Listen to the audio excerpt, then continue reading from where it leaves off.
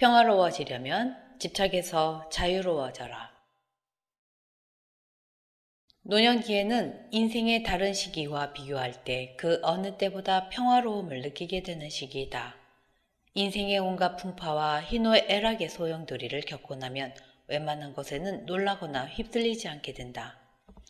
그럼에도 불구하고 현대의 많은 노인들, 특히 60대, 70대의 비교적 젊은 노인들은 이기심과 욕심으로 인한 마음의 분란에서 자유롭지 못한 경우가 많다.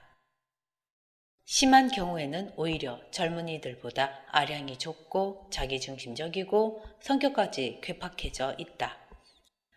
젊은 사람들이 그런 노인들을 보면 저절로 눈살이 찌푸려지면서 나는 절대 저렇게 늙지 말아야지라는 생각을 하곤 한다. 자신이 이기적이고 욕심 많은 노인의 모습으로 늙어가기를 원하는 사람이 얼마나 있을까? 대부분 인자하고 평화로운 모습으로 나이 들기를 원할 것이다. 그럼 평화로워지기 위해서는 어떻게 해야 할까? 먼저 자기 바라보기, 내면을 성찰할 수 있어야 한다. 마음의 눈 시만을 뜨고 외부로 향해 있던 시선을 돌려 자기의 내면을 바라볼 수 있어야 한다. 그리고 자기 안에 평화로움이 있는지 점검해 보아야 한다. 지금 나는 평화로운가? 아직도 내 마음속에 분란이 자리 잡고 있는가?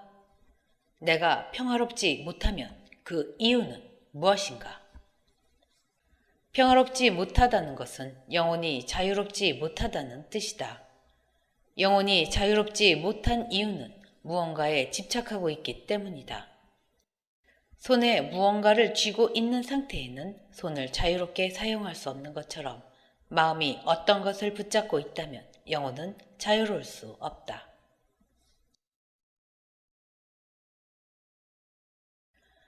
우리의 영혼을 무겁게 하는 것들.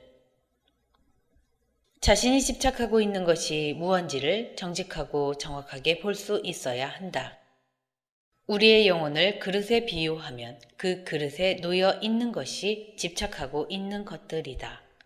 그 집착하는 것들 때문에 영혼이 무거워지고 힘들게 느껴지는 것이다.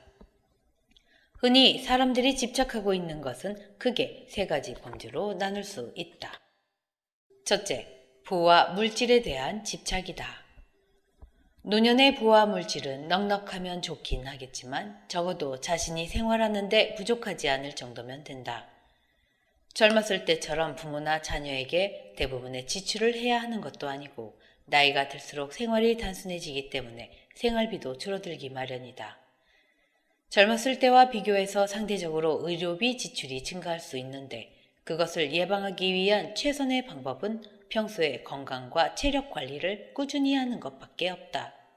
노년에도 한동안은 경제 활동을 지속해야 하는 경우도 있을 텐데 그러한 활동이 오히려 젊고 활기찬 삶을 사는데 도움을 줄 수도 있다. 문제는 물질에 관한 지나친 집착과 욕심이다. 큰 불편함이 없이 생활을 영위해 나갈 수 있을 정도면 되지 노년에 일확천금을 벌어보겠다거나 부귀 영화를 누리겠다는 욕심은 마음의 분란을 일으키는 독이 된다.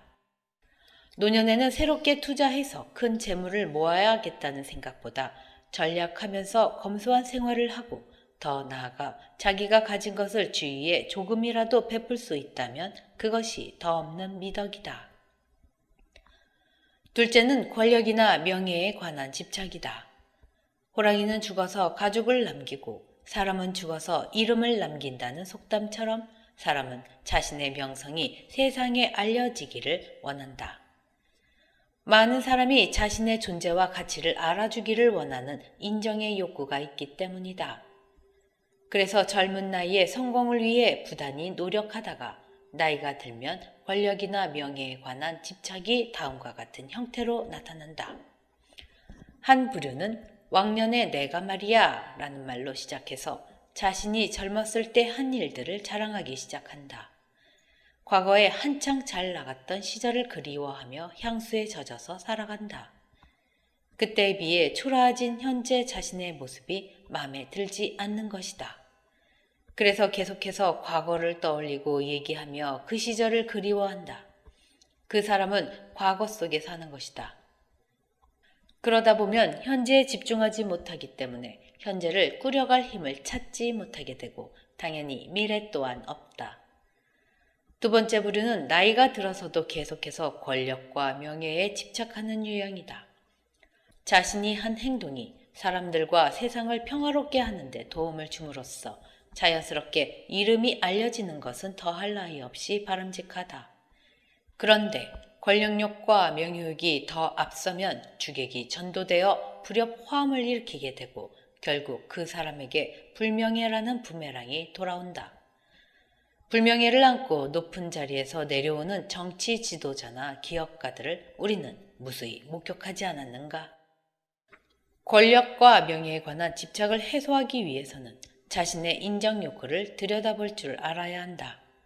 다른 사람이나 세상, 외부에서 주는 인정에 매달리는 것이 아니라 자기가 스스로를 인정하는 법을 배워야 한다.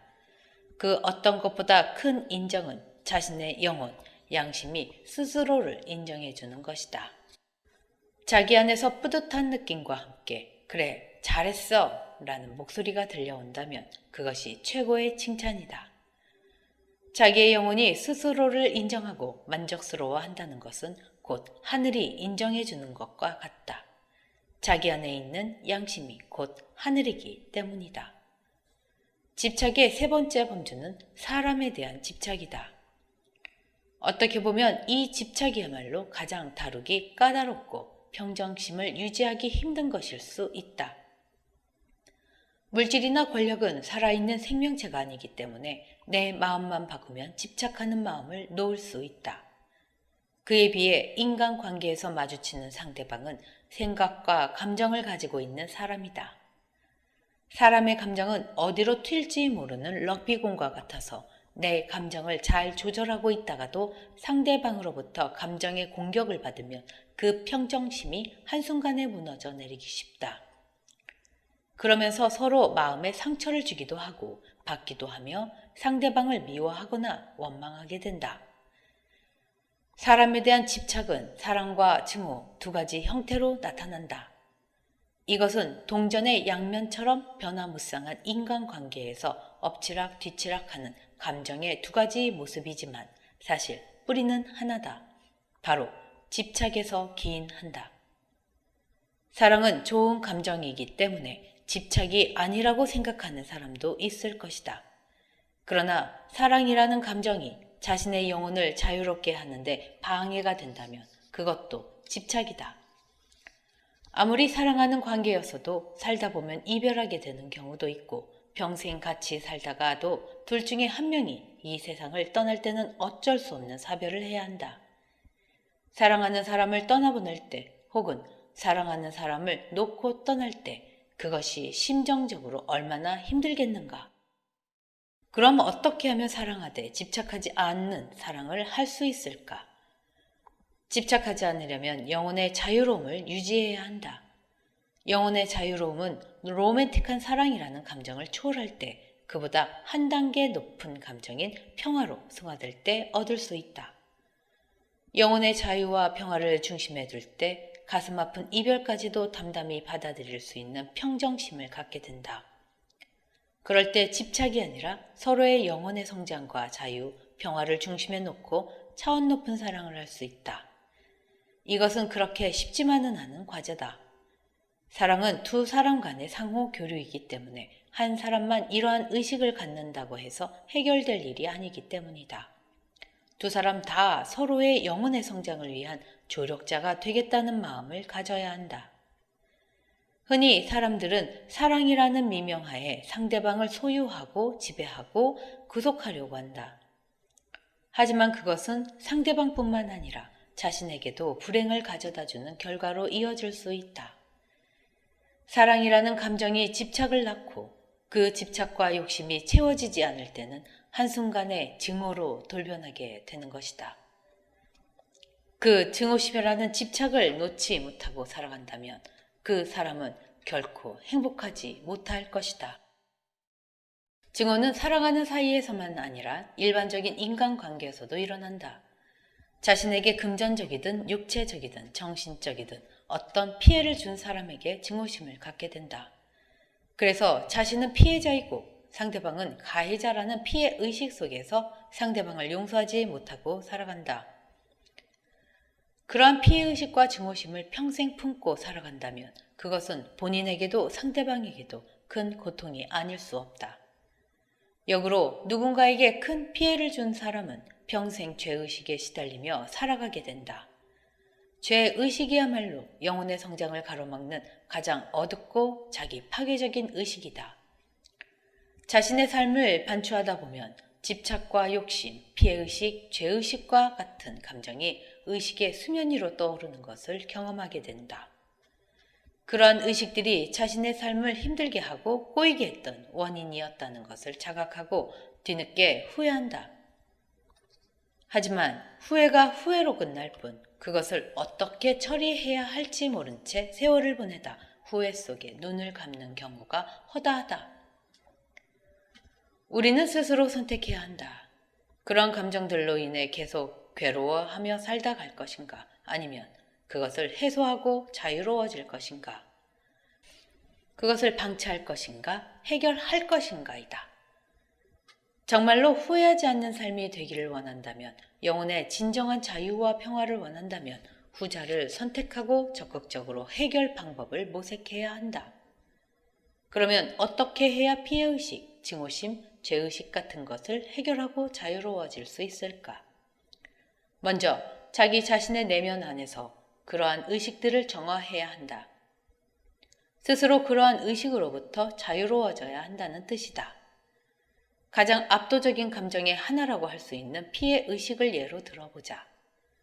사람들은 대개 한두 가지 피해의식이 있다. 그것은 누군가로 인해서 자신이 상처나 피해를 보았다는 생각이다. 그 누군가는 가족이나 연인, 친구, 직장 동료 등 의외로 가까운 사람들인 경우가 많다. 관계가 가까워졌던 것만큼 마음의 상처도 더 큰 법이다. 피해의식을 해결하려면 자신이 피해자라는 의식에서 먼저 벗어나야 한다. 내가 피해자라는 생각 속에 있는 한 내 무의식에 있는 여러 가지 안 좋은 감정들과 정보를 결코 정화할 수 없다. 내가 피해자라고 생각하면 무의식 속에 가해자가 나타난다. 자기에게 피해를 입힌 그 가해자를 생각하면 할수록 증오심이 커진다. 그 가해자가 잘못했기 때문에 절대 용서할 수 없고 그를 저주하거나 그에게 죗값을 치르게 해야 한다고 생각한다. 내 무의식 속에 한번 가해자를 만들면 계속 또 다른 가해자가 늘어난다. 한 번의 상처로 사람에 대한 불신이 생기면 다른 사람들도 자신에게 해를 입히는 가해자라고 의심하고 경계하게 된다. 피해의식은 끊임없이 가해자를 만들어내고 부정적인 에너지를 일으킨다. 그 부정적인 에너지는 긍정적인 에너지를 갉아먹고 급기야는 인체의 자연 치유력을 떨어뜨린다. 부정적인 에너지가 계속 확장되면 거기에 기쁨과 행복, 자유와 평화가 있을리 만무하다. 오직 고통만 있을 뿐이다. 그것은 스스로를 불행에 빠뜨리는 무서운 일이다. 피해의식에서 벗어나는 방법은 빨리 자신이 피해자가 아닌 가해자라는 의식으로 바꾸는 것이다. 나만 피해를 입은 것이 아니라 실은 나도 상대방에게 피해를 주었을 수도 있다고 생각을 바꿔봐야 한다. 예를 들어 부부 사이에 다툼이 있었을 때 어느 한쪽에서만 일방적으로 잘못한 경우는 거의 없다. 문제의 원인을 따져보면 크든 작든 양쪽에 다 문제가 있었는데 자기 입장에서만 보면 자기만 피해를 보았다고 생각하기 쉽다. 그럴 때 사실은 자기도 상대방에게 피해를 준 가해자였다고 생각을 바꾸면 상대방에게 미안해요, 용서하세요 라고 먼저 다가가서 말할 수 있게 된다. 그런데 정말로 자신이 일방적으로 피해를 입었을 경우도 있을 것이다. 그럴 때는 어떻게 해야 할까? 그럴 때도 자기가 가해자라는 의식으로 바꾸어야 한다. 여기서 가해자라는 것은 다른 누군가에게 피해를 입혀서가 아니다. 내 삶을 이렇게 만든 장본인이 바로 나라는 것, 내가 나 스스로에게 가해자였다는 것을 인정하는 것이다. 왜 그렇게 해야 할까? 자기가 가해자이면 현재 자신의 상황을 바꾸기 위해서 자기만 바뀌면 된다. 그런데 자기가 피해자라는 의식을 갖고 있으면 피해를 입힌 사람은 따로 있기 때문에 그 피해자가 바뀌지 않는 이상 자기 스스로 아무리 바꾸려고 노력해도 거기에는 한계가 있다. 항상 자신의 신세를 망치게 한 가해자에게 대한 원망과 증오가 의식의 밑바닥에 깔려있기 때문이다. 현재 자신의 모습과 상황을 만든 사람은 바로 자기 자신이라는 것을 자각해야 한다. 내가 당신 때문에 이렇게 됐어. 다 당신 탓이야. 라는 생각에서 벗어나 모든 것이 다 내가 선택한 것이고 내가 만든 것이다. 누구도 원망하지 말자. 다 내 책임이다. 라고 바뀌어야 한다. 어떤 이유도 달지 말고 무조건 그래야 한다. 누가 봐도 자기가 피해를 입은 것이 분명할지라도 바로 그 의식을 가졌을 때 새롭게 시작할 수 있기 때문이다. 그렇게 마음을 고쳐먹을 때부터 자신의 삶의 진정한 책임감과 주인의식이 살아난다. 내 인생의 주인은 나 자신이다. 더 이상 피해의식 속에서 다른 사람을 원망하지 말고 내 삶은 내가 개척하자라고 긍정적인 상태로 전환된다. 내 삶의 주인이 될 때 비로소 원망하는 마음이 용서와 포용, 감사하는 마음으로 바뀐다. 평화로워지려면 집착에서 자유로워져야 한다. 노년기에는 그동안 정화되지 못한 감정들을 들여다보고 집착했던 것들을 하나씩 놓을 수 있는 최적의 기회다. 마치 모래자루를 하나씩 내려놓을 때 열 기구가 하늘로 떠오르는 것처럼 집착하고 있는 것들을 놓을 때 우리의 영혼은 더 가벼워지고 자유로워질 수 있다. 영혼의 자유를 위한 명상. 집착을 버리고 자유로운 영혼이 되기 위한 명상법을 소개한다. 한쪽 손바닥을 위로 향하게 해서 가슴 앞에 가져간다. 떨어지는 물을 받듯이 손바닥을 오목하게 만든다. 눈을 감고 상상한다. 당신의 손이 영혼의 그릇이라고 생각해보라. 영혼의 그릇에는 원래 아무것도 올려놓지 않았다. 영혼의 무게는 원래 제로였다. 그런데 살아오면서 이것저것 하나둘씩 올려놓기 시작했다. 그것이 당신의 영혼을 점점 무겁게 하는 집착이 되었다. 당신 영혼의 그릇에는 지금 무엇이 올라와 있는가? 어떤 집착이 올라와 있는가? 부와 물질에 관한 집착인가? 권력과 명예에 관한 집착인가? 사랑하는 사람에 관한 집착인가? 힘들게 한 사람에 관한 증오심인가? 영혼을 자유롭지 못하게 하고 무겁게 짓누르고 있는 것들은 무엇인가? 욕심, 이기심, 피해의식, 열등감, 자만심, 패배의식, 죄의식 같은 부정적인 감정들인가? 자유로운 영혼이 되고 싶은가? 그렇다면 그 모든 것을 내려놓아야 한다. 그것은 당신의 실체가 아니기 때문이다. 당신의 실체는 오직 하나, 영혼일 뿐이다. 그 나머지는 영혼에 들러붙어 있는 돌멩이와 같은 것이다. 영혼이 자유로워지기 위해서는 그 돌멩이들을 쏟아 부어야 한다. 거기에는 용기가 필요하다. 선택은 오직 당신만이 할 수 있다.